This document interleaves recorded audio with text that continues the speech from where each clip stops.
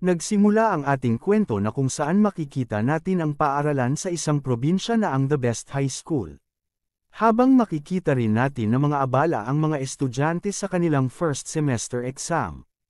At makikita nga rin na may isang natutulog sa klase subalit bigla-bigla na lang nga itong nagising at naimulat ang kanyang mata. At kasabay na rin nga itong napasigaw sa pangalang na kung tawagin niya itong Little Junior Sister. Dito ay napapatayo nga siya nito at naisip na kung ano ba raw ang nangyayari ayon nga sa kanya na may halong pagtataka. Hindi ba't kasama ko ang junior sister ko papunta sa Forbidden Land ng mga immortal ang mata ng sansinukob? Bakit bigla raw siyang nandito? At nadagdag niya rin naisip sapagkat raw nag-alay ng buhay ang kanyang junior sister para iligtas siya nito at namatay siya kaya naman ay napapatanong na lang siya nito na kung nasaan raw siya ngayon. At sa kanya nitong mga pagtataka ay may sumundot naman rito sa kanya gamit ang ballpen na tinatawag siya. Ika nga nito na ang pangalan na si Zhao Gang ay umupo raw ito at kasabay niya rin na itanong na kung nanaginip ba raw ito. Kaya naman ay nang linggunan niya rin naman ito ay agad din niya naman nakikilala na kung sino ang sumisigaw sa kanya sapagkat ito lang raw naman si Zhao Gang ang kanyang classmates. Dahil sa kanya mga pagtataka na rin ay nagtitinginan nga rito ang kanyang mga classmate na kung ano ang nangyayari sa kanya ay halos natuon nga rito sa kanya ang atensyon ng lahat. Kasabay rin ng kanilang di maiwasan na pagtawanan ng sabay-sabay itong ang ating bida. At nasabi rin nila wag mong sabihin na si Chen Mo ay nangangarap lang habang may exam. Sa tingin raw nila ay sobra na siyang nagbabasa ng mga nobelang wuxia. Habang nakatingin rin ito magandang babae na si An Kyu sa ating bida ay naisip niya rin naman kahit raw na gustong ipagtagpo sila ng nanay at tatay niya. Dahil ang mga tulad daw ng ating bida ay pabaya sa pag-aaral na hindi man lang kayang pantayan si Brother Hao. At sa nakatingin rin na si Jin Yuan Hao ay naisip niya rin naman na mga katulad rin raw ng ating bida ay hindi bagay para kay An Kyu. At hindi rin raw ang ating bida ang kanyang karibal sa pag-ibig. Subalit sa kaguluhan ng lahat ay pinatigil naman sila ng kanilang guro na tama na raw iyan at ipagpatuloy na raw ng mga ito ang kanilang exam. Ngunit sa nanggagalaiting galit na si Zhao Gang ay sumigaw nga ito sa ating bida at nagsaad na kung pwede kang matulog sa exam pero huwag kang magingay. Pero pakiusap huwag mong istorbohin ang ibang estudyante kung hindi papaalisin niya daw ito.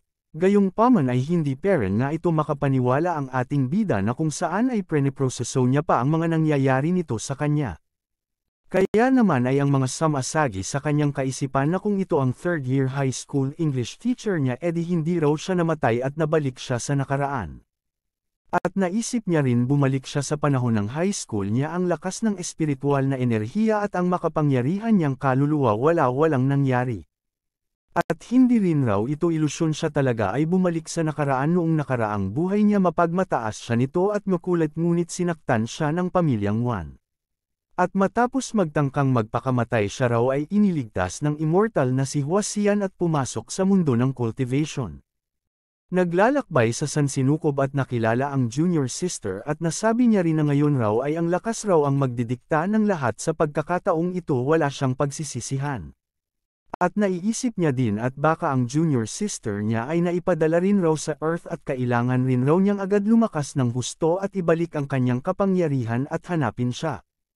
At dahil sa hindi pa din ito gumagalaw ito ang ating bida ay sumigaw na nga itong si Zhao Gang sa ating bida na kung bakit nakatayo peren raw ito.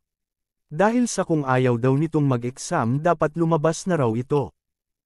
Dahil din sa totoo talaga ang nangyayari ito sa kanya na bumalik na talaga siya nito sa nakaraan ay nakangiti naman rito ang ating bida na napapasabi din na gusto niya rin naman mag-exam.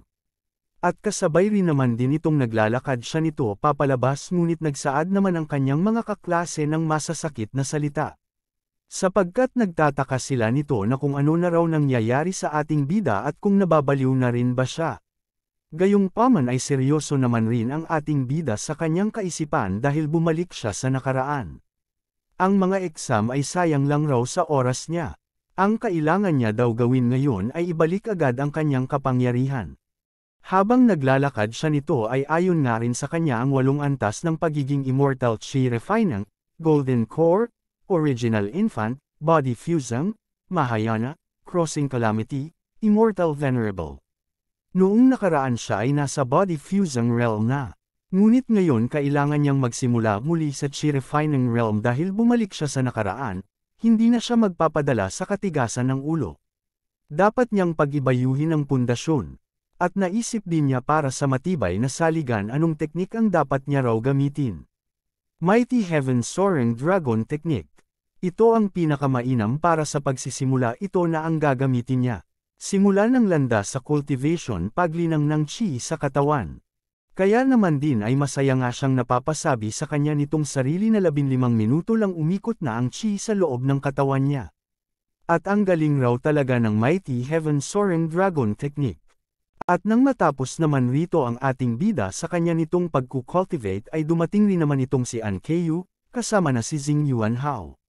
Dito ay naitanong naman ni An Keiyu sa ating bida na kung ano raw ang ginagawa niya rito. Subalit sumabat naman itong si Jing Yuanhao na baka biglang naging matalino raw ito ang ating bida at natapos na ang exam ng maaga. Nakinatuwa rin naman ang kanya nitong kasamahan sa likuran sapagkat pabagbiro rin raw pala ang kanilang brother Hao. Ganun pa man ay hindi naman rin ito pinansin pa ng ating bida dahil ang kanya lang naiisip na si Jiang Yao raw ay anak ng isang kalipas ng 3 araw. Habang naglalakad papalayo ito ang ating bida ay di na lang rin maiwasan magtaka nito ni An Keiyu dahil sa hindi raw siya pinansin nito at nagpapakitang gilas lang raw ito sa iba. Habang papalayo ito si Chen Mo ay naisip niya rin naman ayon raw sa kanyang mga alaala pagkalipas ng ilang panahon, ang pamilya ni Jiang Yao ay daranas ng matinding pagsubok. Dahil sa ngayon raw ay bumalik siya, hindi niya nahahayaang mangyari ulit ang mga bagay na iyon.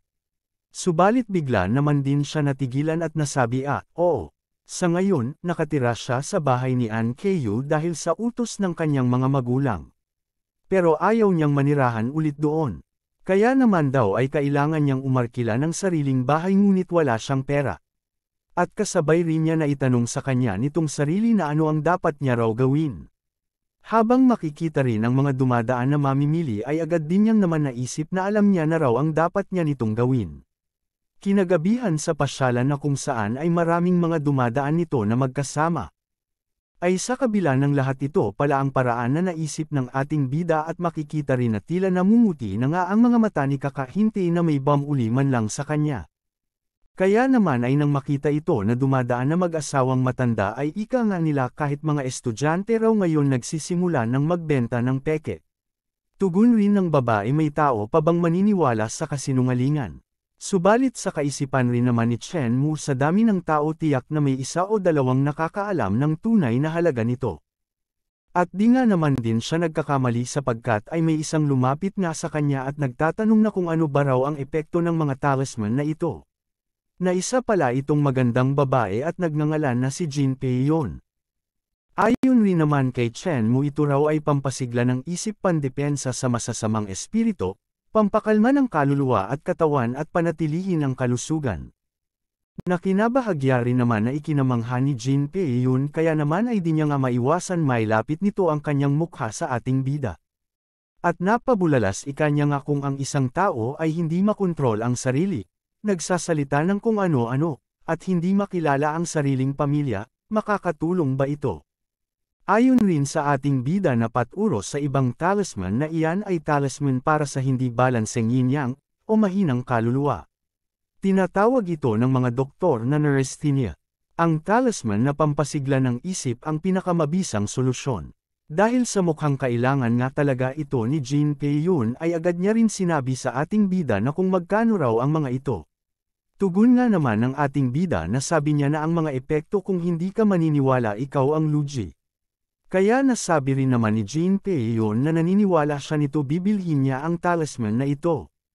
Dahil sa itinanong ni Jin Peiwei na kung magkano ang presyo ay inihayag rin naman ng ating bida ang pampasigla raw ay 30,000, pandepensa ay 20,000, at ang iba ay 10,000. Subalit di naman ito sinang-ayunan ng kasamahan ni Jin Peiwei sa dahilan magalit pa ito at may tulak pa sa likuran itong si Jin Peiwei. Pahayag nga naman niya nagugulat sa presyo 30,000 at bakit rin raw nagpapaloko ito. Na ang babaeng ito pala ay ang nagngangalan na si Li Shenghan, ikanya nga sa nakaharap na bakit ka naniniwala sa mga ito, mga pekeng guhit lang ang mga iyan sa papel. Ayon naman kay Jin Pei-wei pero lumalala ang sakit ng lola niya, wala na siyang ibang pag-asa kahit peke, susubukan niya ito. Dagdag pa niya Sheng Han, desidido na siya. Kahit maloko man raw siya ay gagawin niya ang lahat para sa lola niya. Kaya naman din ay wala na lang magawa itong si Sheng Han kung di manggala iti sa galit. Kasabay na rin naman nagsaad ito sa ating bida na bibilhin niya ang talisman na pampasigla, pwede bang magbayad sa WeChat. At sa pag-abot naman ng ating bida sa kanya upang ibigay na ang talisman, sinabihan nga siya nito dahil sa iyong determinasyon ibibigay niya na rin ang mga ito. At pag-uwi raw ni Jin Pei-wei, idikit daw sa noo ng pasyente at isiga na, gising. Nakinatuwa naman rin ni Jin Pei-yun at kasabay nagpapasalamat sa ating bida. Gayunpaman ay nagbanta pa nga itong si Sheng Han sa ating bida, wika niya nga kung hindi gumana ang mga talisman na ito. Hahanapin kita at babalikan kita kahit saan ka man magtago. Matapos ang mga sandali makikita natin ang magandang bahay na ito na kung saan narito ang ating bida. Habang nagko-cultivate ito ay nasabi nga niya, na kailangan niya na raw magmadali at magpakadalubhasa. At sa kabilang banda na kung saan rin nandito ito si Jin Pei-wei. Dito ay naitanong niya nga sa kanyang lolo na kamusta na ba raw ang kanya nitong lola. Ayon rin sa kanyang lolo, kanina pang 1 oras bumalik ang kanyang sakit, binigyan siya ni Dr. Lee ng iniksyong pampakalma. Dagdag pa niya nitong mga nakaraang araw, palagi na lang siyang inaabot ng sakit. Gayunpaman ay may inaabot naman rin rito si Jin Pei-yun sa kanyang lolo na ang nabili niyang talisman sa ating bida. Pahayag niya nga, lolo, nakilala niya ngayon ang isang makapangyarihang eksperto. May talisman siyang nakuha sa kanya, subukan nating gamitin ito para kay lola. Subalit sinasabihan naman din siya ng kanyang lolo na, Little Yun, paano ka naniniwala sa mga ganito, huwag mong paglaruan ang kalagayan ng lola mo. Gayunpaman din ay iginiit naman rin ni Jin Pei-wei na subukan lang raw nila at paano kung gumana nga. At dahil sa kagustuhan ni Jin Pei-wei na subukan ito ay wala na lang rin magawa itong matanda kundi pumayag na rin. At sa unti-unting paglapit ni Jin Pei-yun sa kanyang lola nito, kasabay rin niya naman itong idinikit sa noo at gaya ng tag-ong habili ng ating bida ay napagkatapos maidikit ito sa noo ng pasyente ay banggitin raw ang gising. Subalit nang matapos itong gawin ni Jin Pei-yun ay parang wala naman itong pagkaiba o nangyayari. Kaya naman rin ay nalungkot nga itong napapatingin ang matanda at nagsaad kay Jin Pei-yun na ang sakit ng lola raw nito ay hindi na magagamot kahit ang pinakamahuhusay na eksperto sa Yan City. Paano makakatulong ang anteng-anteng na yan? Gayunpaman ay sa hindi inaasahan bigla naman itong unting-unti ng lalaho ang talisman sa noo ng matanda.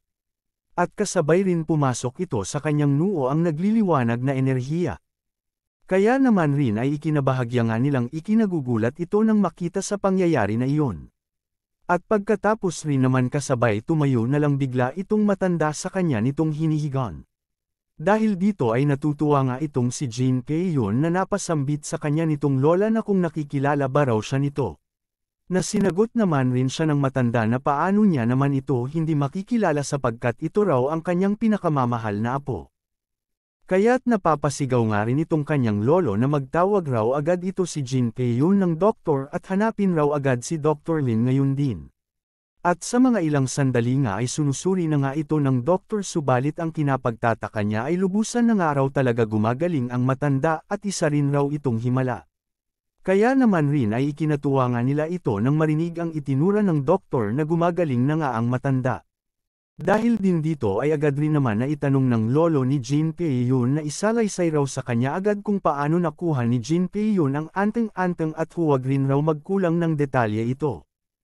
At pagkatapos ng marinig niya ang lahat ay napasambit nga naman siya nito muli, isang high school student ang husay naman niya para sa kanyang edad.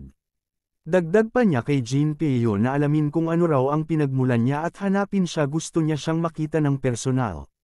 Natinugunan rin naman ito ni Jin Pei-yun na opo. Samantala sa apartment ng ating bida dito ay habang nakahiga siya nito ay naisip niya rin naman sapagkat napakahina raw ng chi sa mundong ito kaya kailangan niya daw pang 3 araw bago umabot sa chi refining realm. At naisip niya rin na hawak ang kanya nitong cellphone na baka rin raw tawagan siya ng kanyang ina. At di nga rin naman siya nagkakamali sapagkat tumawag na lang nga ito at kasabay sinabi sa ating bida na magmadali raw ito at samahan siya nito sa Yanjing City para sa libing ng kanyang lola. Subalit bigla naman itong natigilan si Chen Mu nang marinig nito ang boses ng kanyang ina dahil sa 600 taon raw at sa wakas narinig niya na ulit ang boses ng kanyang ina. Kaya naman rin ay nasaad na lang din ni Chen Mu na papunta na raw siya. Natinugunan naman din ng kanyang ina na hihintayin niya raw ito kaya't magmadali daw ito. Habang papunta siya nito sa airport ay nasaad niya nga rin na ang ina niyang si Li Sufang ay anak ng isa sa 6 na dakilang pamilya ng Yanjing ang Angkan Li. Nang pakasalan niya ang isang karaniwang tao na tulad ng kanyang ama niya siya ay itinakwil. Dagdag pa niya parehong matatag at mahuhusay sa trabaho ang mga magulang niya. Ngunit sa Angkan Li siya ay isang dayuhan kayang apihin ng kahit sino. Ginamit siya bilang kasangkapan para mapalapit sa angkan ng Yan kahit kinansela nila ang kasunduan, si Yan Qingcheng ang lihim na kumupkop sa kanya sa loob ng maraming taon. At ngayon daw dahil sa bumalik na siya sa nakaraan pagbabayaran niya raw ang lahat ng may utang sa kanya. Li Shufang, at ang ina ng ating bida. Dito ay nang makita ni Chen Mu ang kanyang ina sa tuwa ng kalungkutan ng kanyang mga mata ay nagpipigil nga siya ng pag-iyak nang masilayan niya nito ang kanyang pinakamamahal na ina. Kaya naman din nang makalapit siya nito ay nagbiro na lang siya dahil pagkatapos raw ng ilang buwan mas lalo peren daw itong gumaganda.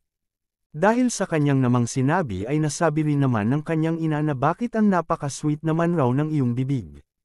Saad rin naman ni Chen Mu laging ganito ka-sweet ang bibig niya, no? Ikaw kasi, hindi mo nakita ang magagandang katangian ng anak mo. At kasabay na rin naman sila nito naglalakad papalayo at kulitan na mag-inawi ka pa ng kanyang ina. Pagdating sa Yanjing magmano ka ng mas madalas sa lola mo. Natinugunan rin naman ito ni Chen Mu na sige. Dito ay naging seryoso rin siya at naisip na Yanjing City, ang kanli parating na siya. At matapos ang kanilang mahabang paglipad. At sa pagbungad nila ay dito ay sa labas makikita nga ang lawak ng lupain ng pagmamay-ari ng mga taga Yanjing City, ang Angkan Li. At habang nakahinto sila sa pasukan, dito ay sinasalubong naman sila ng isang manager at nagsaad sa ina ni Chen Mu na pang-apat na ginang bakit kayo naparito. Subalit sinagot naman siya ng ina ni Chen Mu hindi niya ba maaaring bisitahin ang kanyang ina sa huling pagkakataon. Sambit rin nga rin naman ng manager hindi niya raw masasabi ang iba pero sa pagkakataong ito. Malamang siya'y hahamakin. Subalit iginiit naman ng ina ni Chen Mu na ang pagdalaw ng anak sa ina ay pinahihintulutan ng langit, walang makakapigil sa kanya. Kaya naman din ay wala na lang ang magawa itong manager kundi magbugtong hininga. At sa pagpasok nila Chen Mu ay dito ay nanlilisik nga ang mga mata ng kanyang mga tito habang tinitingnan sila nito ng matatalim.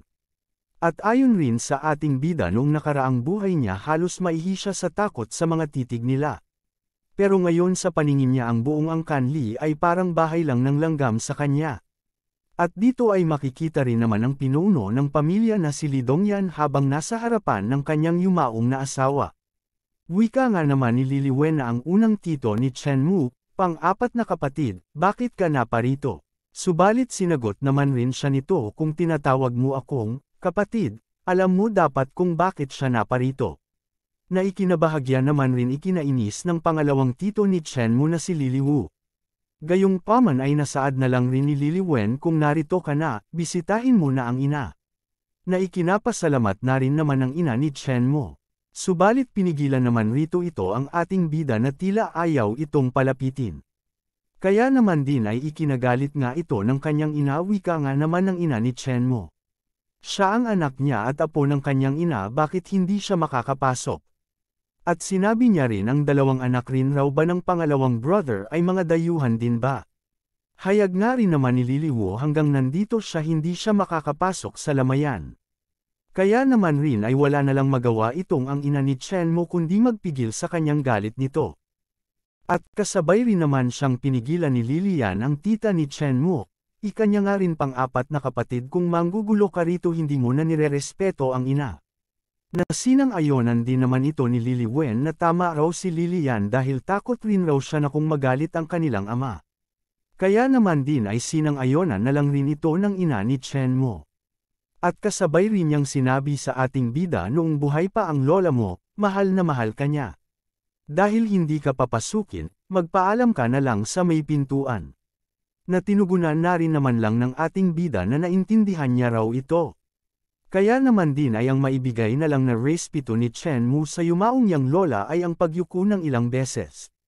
At kinagabihan dito ay sa labas na kasama ni Chen-mu ang kanyang ina. Ay nagsaad nga itong ang kanyang pinsan na tita, dito na kayo matutulog mamaya at maghahanda raw siya ng kwarto para sa kanyang pinsan.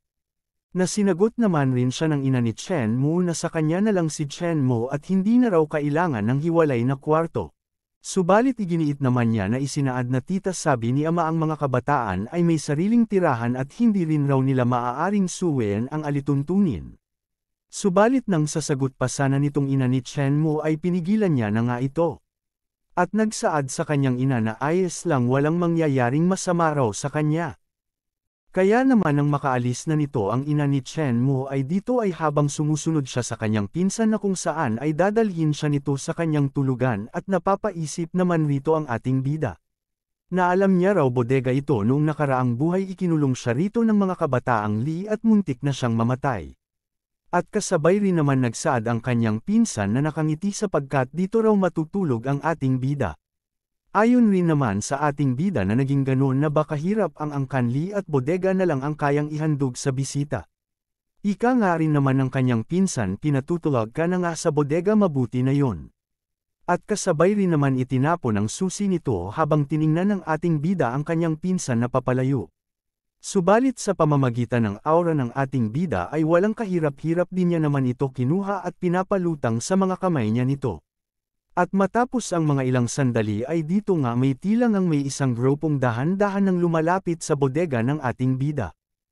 Na ito pala ang mga pinsan ng ating bida at gamit ang kanilang hawak na isang susi ay ipinag-uutos niya nga na bagsan na raw nila kaagad ang pintuan.